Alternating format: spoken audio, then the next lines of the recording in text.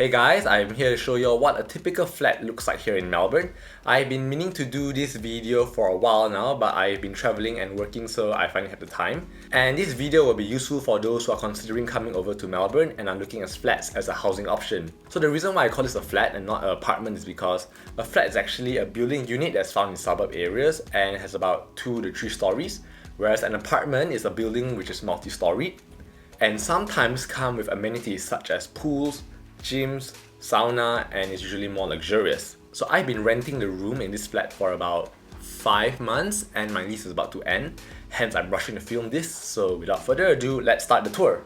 So we're starting with my bedroom, which some of you may have seen in my previous videos. So this bedroom is actually fairly big, and I actually didn't notice this, but when I came in, the landlord told me that this room is actually meant for 2 people, and that's why I got a double bed instead of a single bed. But what I love the most, right, is this giant wardrobe behind me. Can you see just how big it is? It's actually meant for 2 people like I mentioned, and there's 2 sets of wardrobes, this side and this side. So that's actually where I keep all my rubbish in, like my luggages, my boxes, my everything. So over here is the piano which I write all my songs on for my other channel, Kevin and Music. And the one thing I was really happy about this apartment was it was big enough to fit this piano. Most apartments aren't even big enough to fit anything, but this one could. So coming out my bedroom, we have the main corridor, and here are my shoes by my door. So this is actually the main door where people come in, and over here is the other room where my housemates live. It generally looks like this, and now we're entering the kitchen. I'm in my kitchen now, and when I first arrived, the first time I got here, right, my kitchen was absolutely disgusting. My housemates didn't even clean the place, they weren't even like around to do anything, and I had to clean everything myself. This kitchen has a very 1950s look. It looks like as if like, you know, it was pre-modern era, and everything is brownish with these beige tiles. My friend once actually told me that he thought this was a grandmother's house. So yeah, I'm actually not really that happy with this kitchen, but at least it does what it has to do. There's a stove, there is a kettle, there is a oven, and all provided by the landlord, so I don't have to buy anything. And utensils, cups, plates, all provided. The only thing I had to do was just clean everything.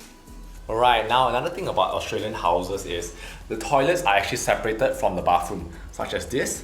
You see that there are 2 distinct rooms here, one for the bathroom and the sink, and here specially meant just for the toilet.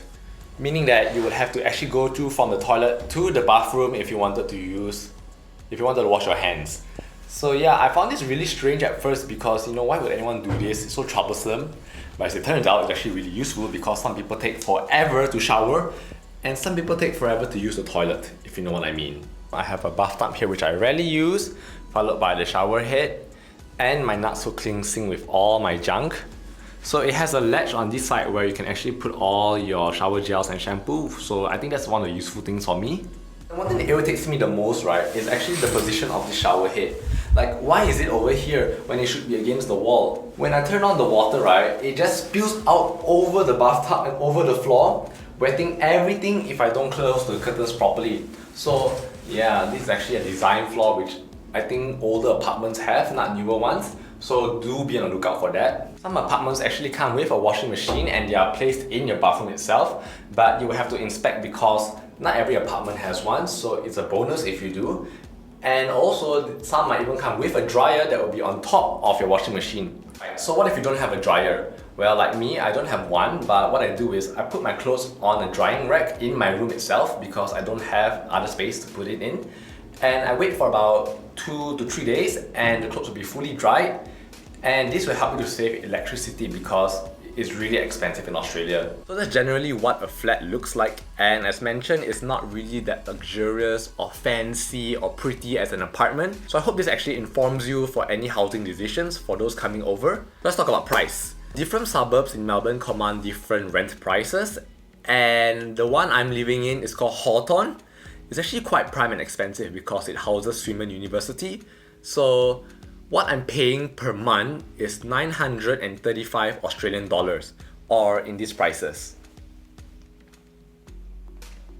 It's actually really expensive for what I'm getting, and I'm actually quite upset because the previous place I was living in was an apartment and was only a few $100s more, and it looked so much nicer. So it really depends on how you scout your places and your luck too, because finding a place in Melbourne is not easy at all.